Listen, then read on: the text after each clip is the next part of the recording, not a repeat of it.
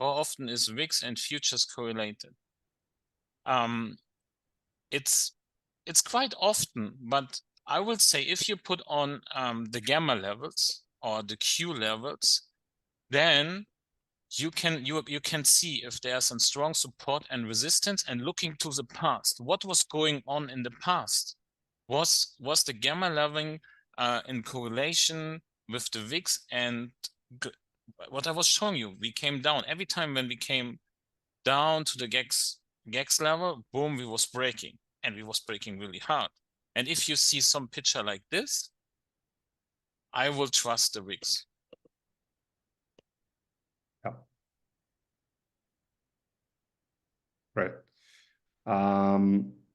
Somebody's asking about CTAs. So I think that, yeah, that's a good point. So we have within the premium section, our CTAs models, and you can find them here. They are auto-populated every day, once a day at around 6:30 a.m. Eastern time. And they take the main asset, and in this case, we have index, commodities, metals, and you can see the charts and the table here. So essentially, what the CTA model does is really understand how the CTA's funds, which is commodity trade advisor funds, are positioning themselves for major assets. So those are typically quantitative and systematic funds that tend to react on certain trends, and they tend to enter or exit the market based on different price levels. So you want to understand how the liquidity is moving. So, they are not predictive per se, meaning that, you're not going to be able to forecast where the price is going from here, but you want to understand how the market is positioning so that it's a confirmation of the trend.